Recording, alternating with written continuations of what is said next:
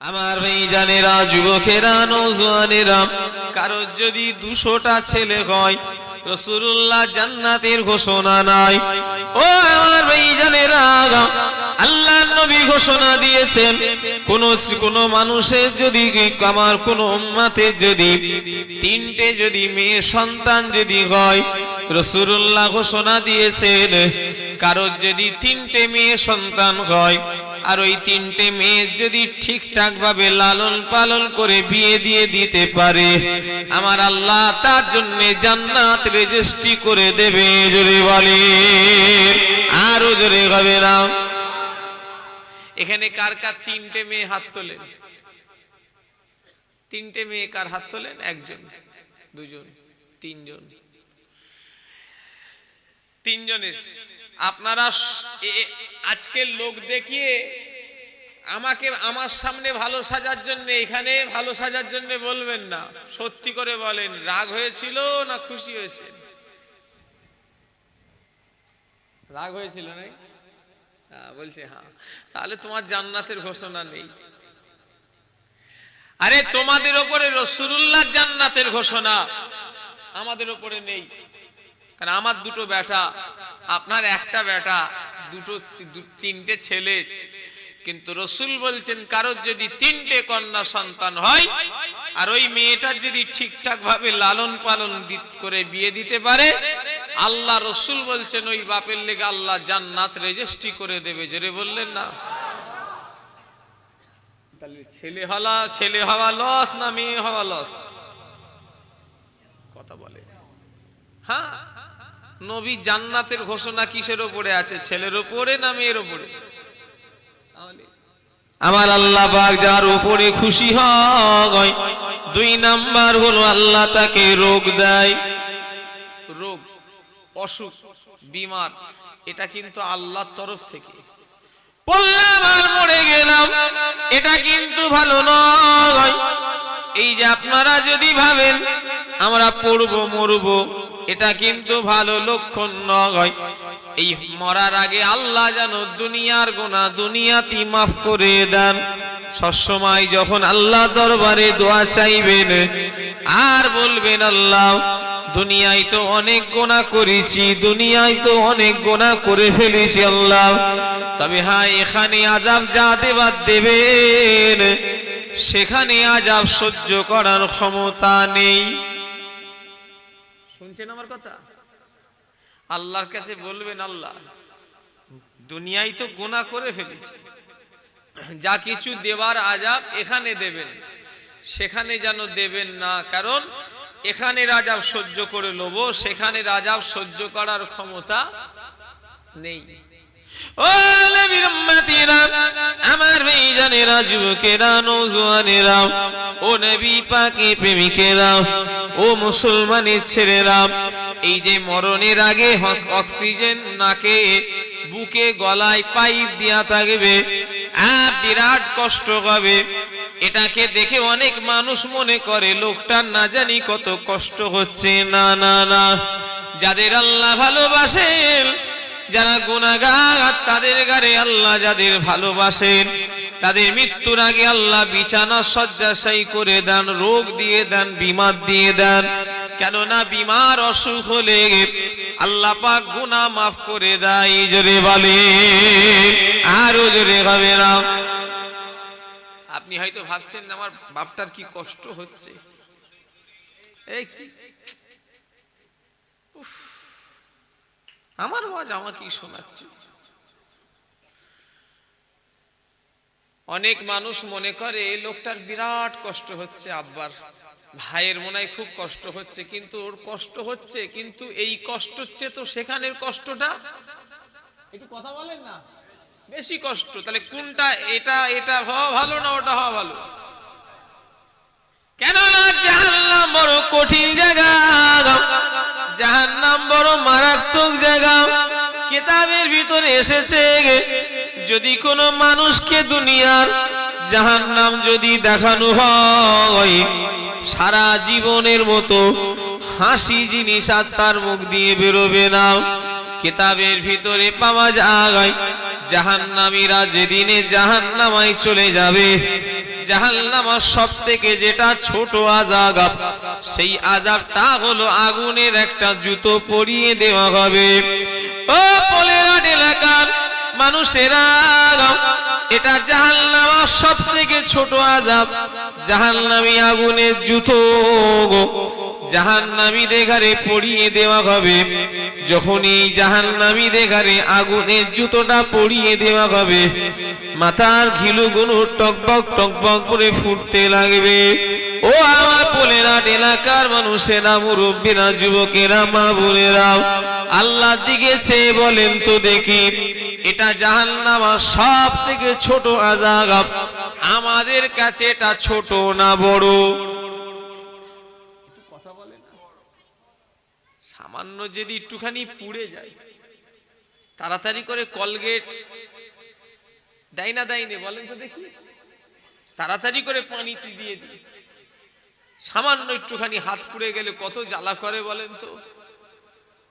আগুনের জুতো পরিয়ে দেওয়া হবে, আল্লাহ মাফ করে, মাথার মগজগুলো টকবক করে ফুটবে। অথচ এই আযাবটা জাহান্নামের সবথেকে নিম্নমানের আযাব। আমার ভাইজানেরা, মনে হয় যদি আবু জার সিদ্দিকী আমাদের ভয় দেখাচ্ছে, না না, আল্লাহর কসম খেয়ে বলি, এগুলো কিতাবে পড়েছি, সেগুলো আপনাদের বলছি। যদি আমি বাড়িয়ে মিথ্যে কথা বলি, আল্লাহ যেন আমার বিচার করে। ও আমার ভাইজানেরা, কারণ এক শ্রেণীর মানুষের এখন জাহান্নামের ভয় বলে তারা করেই না। কথা ঠিক না ভুল বলেন? শয়তান বলে কি জানেন? বলে সেখানে যা হবে দেখা যাবে, এখানে তো কিছু হচ্ছে না। ঠিক বলছি না ভুল বলছি? একটু কথা বলেন না, দেখছি না। হ্যাঁ, বলে সেখানে যা হবে দেখা যাবে, এখানে তো আর কেউ দেখছে না। বাঁচবে কদিন তুমি? তোমার মতো বড় বড় মস্তান ঠান্ডা হয়ে গেল, তুমি কত বড় মস্তান। সাদ্দাত শেষ হয়ে গেল, নমরুদ শেষ হয়ে গেল, কারুন শেষ হয়ে গেল, ফিরাউন শেষ হয়ে গেল, আবু জাহেল শেষ হয়ে গেল। এরা সব পৃথিবী বিখ্যাত মস্তান। কথা ঠিক না ভুল বলেন? এরা সব পৃথিবী কাঁপিয়েছে। ঠিক না ভুল? এদের কথায় পৃথিবী কাঁপত। ফিরাউনের নাম শুনলে গোটা পৃথিবীর লোক ভয়ে কাঁপত। আল্লাহ তাকে শেষ করে দিয়েছে। আর তুমি তো কোন হরিদাস পাল এসে গেছো? হ্যাঁ, বলে কবরে যা হবে সেখানে দেখা যাবে। অত সহজ? কবর কঠিন জায়গা। আল্লাহ মাফ করেন, কলিমুল্লাহ হুজুর একদিন আমাকে বললেন, বাবা জাহান্নাম বড় কঠিন জায়গা। আল্লাহ আমাকে জাহান্নাম দেখিয়েছে। আল্লাহকে সাক্ষী রেখে বলি, আমার বড় চাচা জান একদিন দরবারে বসে আমাকে নিজে বলেছে, কচি আমি জাহান্নামও দেখেছি, আমি জান্নাতও দেখেছি। জোরে বললেন না? আমাকে নিজে বলেছে যে বাবা আমি জান্নাতও দেখেছি আর আমি জাহান্নামও দেখেছি। কলিমুল্লাহ হুজুর বলছে, জাহান্নামের ফেরেশতা, মালিক ফেরেশতা এই রকম একটা লুঙ্গির মতো হাঁটুর নিচেই পড়ে আছে, আর জাহান্নামের দরওয়াজার গোড়ায় দাঁড়িয়ে আছে। আর আমাকে বলছে জাহান্নাম দেখবি বলে দরজাটা খুলে দেখাচ্ছে, আর এই কথাটা বলছে। আর কলিমুল্লাহ হুজুর ওই জায়গায় ওনার দরবারে বসে ঝরঝর করে দেখি কাঁদছে। শুধু এতটুকু কথা বললো যে মালিক ফেরেশতা আমাকে জাহান্নামের দরওয়াজা খুলে জাহান্নামের ভেতরটা দেখাচ্ছে। আমাকে বলছে দেখবি জাহান্নাম কেমন? বলছে বাবা সে যা ভেতরে, আল্লাহ মাফ করেন, বলে ঝরঝর করে দেখি কাঁদছে। এগুলোকে সব কাল্পনিক মনে হয়। জাহান্নাম বিশ্বাস করেন তো নাকি? না ওসব কিছু নাই, হুজুররা ভয় দেখায়। আমাকে এই জায়গায় জলসাই দাওয়াত করতে এলো আমডাঙ্গার লাইনে বললো, হুজুর আপনারা সব আমাদের এখানে যে একটু জাহান্নামের ভয় দেখাবেন তো। জোরে বললেন না নাউজুবিল্লাহ? কি বলছে? জাহান্নামের একটু ভয় দেখাবেন আর জান্নাতের একটু লোভ দেখিয়ে দেবেন। কথাটা শুনে এত রাগ ধরলো, জানেন এটার জন্য আলেম ওলামারা জাহান্নামের ভয় দেখায় আপনাদের বলে মনে হয় নাকি? কথা বলেন, জাহান্নাম জান্নাত আছে না নাই? তাহলে ও নবী উম্মতেরা, আমার ভাইজানেরা, আজ দেখছেন না মুসলমান বড় বিপদে আছে। হুজুররা সব মিটিং করছে, কে কলিকাতায় করছে, কেউ বা ভাঙড়ে করছে, কেউ বা বারাসাতে করছে, কেউ বা অমুক জায়গায় করছে। আজ চারিদিকে মোল্লা মৌলবি আলেম হুজুররা মিটিং করছে কি নিয়ে? না মুসলমানরা বড় বিপদে আছে। ও ভাইজানেরা, যুবকেরা, আমি বলবো এদের মিটিং করে এদের নিয়ে কোনো সাকসেসফুল হওয়া যাবে না। কেন? এরা তো নামে মুসলমান, এরা আবার লটারি কাটে, আল্লাহর নাম লাই, এরা এদের নিয়ে কি কামিয়াবি হবে? এই কথা ঠিক বলছি না ভুল বলছি? রাগ করছেন নাকি? হ্যাঁ, হুজুররা সব মিটিং করছে, মাওলানারা সব মিটিং করছে, মুসলমান বিপদে আছে। তা বিপদ থাকবে না তো কি করবে? সুখে থাকবে? হ্যাঁ, এরা বলে আল্লাহ যদি নসিবে রাখে কেটেছি, পড়বে পড়বে, না পড়বে না পড়বে। ওদের ঈমান আছে, হাসির নয় এটা। ওদের ঈমান আছে কি সন্দেহ আছে? কথা ঠিক না ভুল জোরে বলে। কেন? হারাম জিনিসকে যদি কেউ হালাল ভেবে লাই, তার ঈমান থাকবে না। এরা বিপদে পড়বে না তো কে পড়বে? কথা আপনারা কি আমার রাগ টাগ করছেন নাকি? আমার কথাটা একটু বোঝেন যে হ্যাঁ, আবুজার হুজুর যা যা বলছে ভুল না ঠিক? ও নবী উম্মতিরা, আমার ভাইজানেরা, যুবকেরা, নওজোয়ানেরা, ও নবী পাকের প্রেমিকেরা, মুসলমান নামে হয়েও না কাজে মুসলমান হও। জাহান্নাম বড় কঠিন জায়গা, আল্লাহ জাহান্নামকে ভয় করো। কেননা জাহান্নামের বর্ণনা অনেক আছে।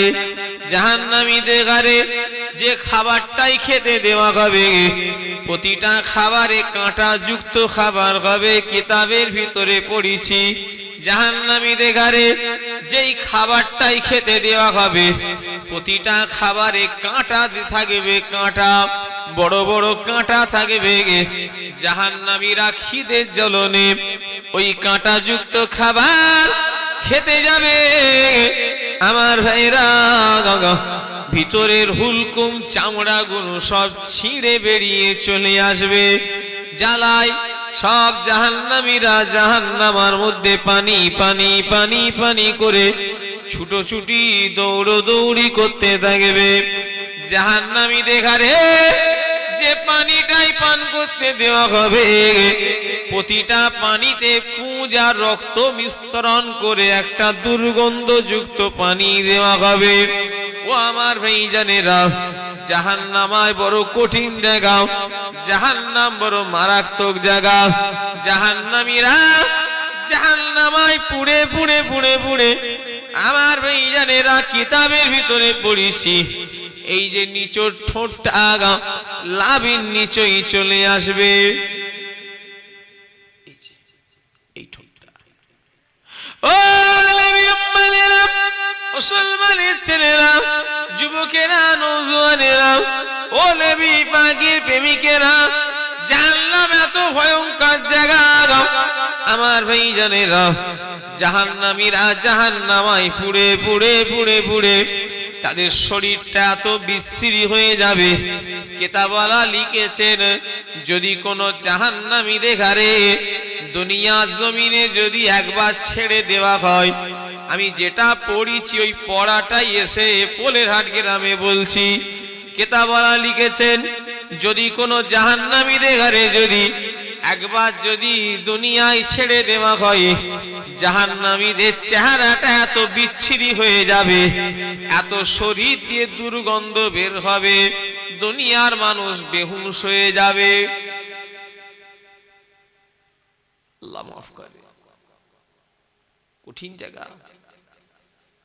ভাববেন না যে না এসব বাজে কথা, নাউজুবিল্লাহ, আল্লাহ না করেন কাউকে যেন জাহান্নামায় না যেতে হয়। কঠিন জায়গা। ও নবী উম্মতিরা, আমার ভাইজানেরা, পুলসিরাতের পোল যেটা হবে কিয়ামতের ময়দানে, পোলটা হবে চুলের চেয়েও সরু।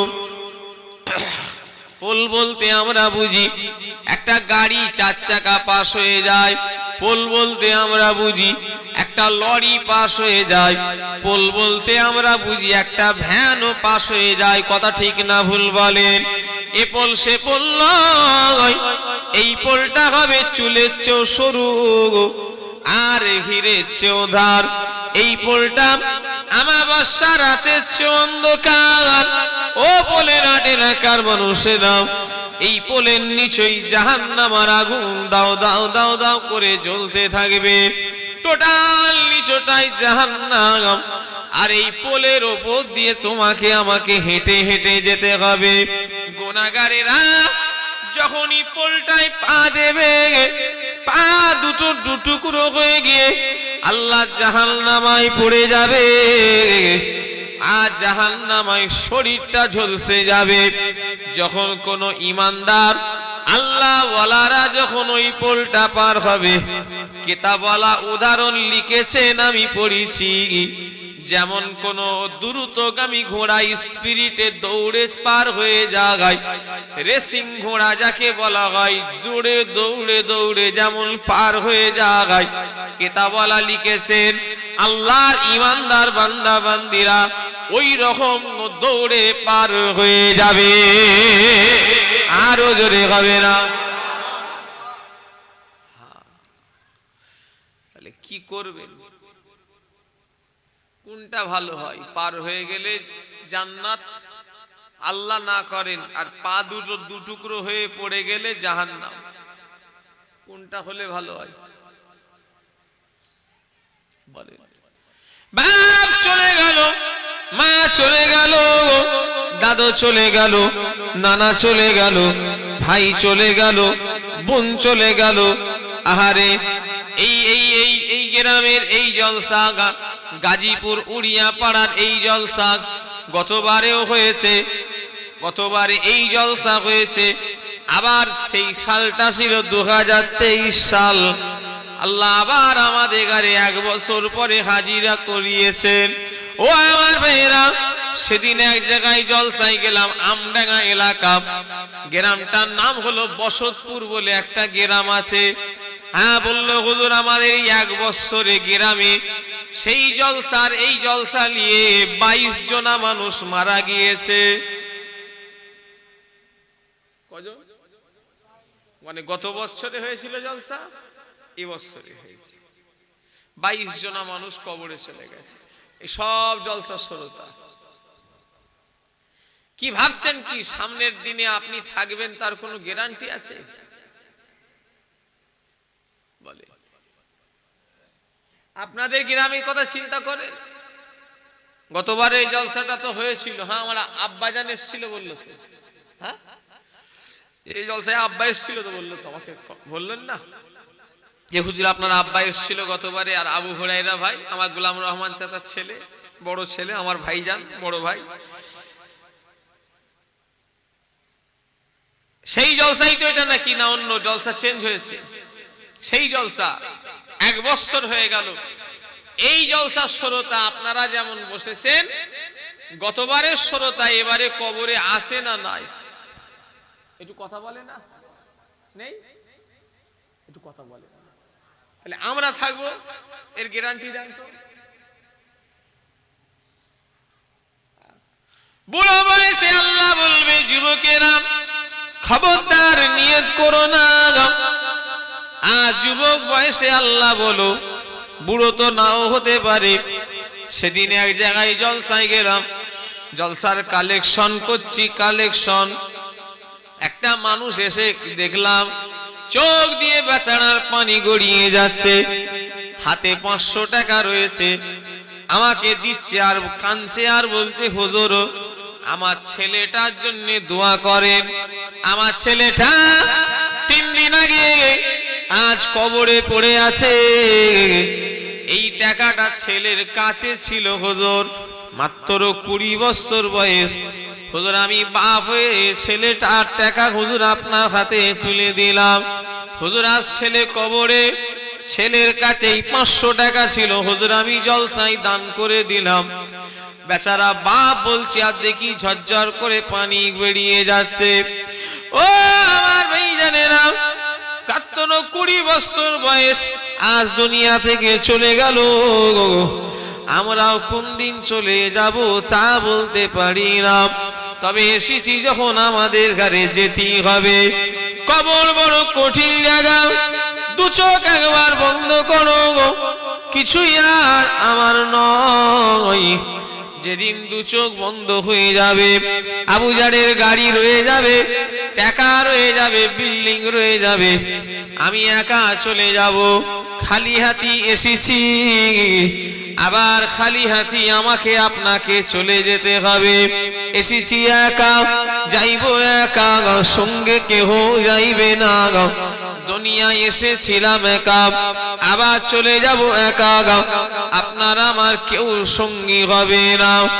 ও পলেরহাট এলাকার মানুষেরা, আমাদের যদি কেউ সঙ্গী হয়, আমাদের আল্লাহ আল্লাহ রসুলই সঙ্গী হয়ে যাবে, আরো জোরে হবে না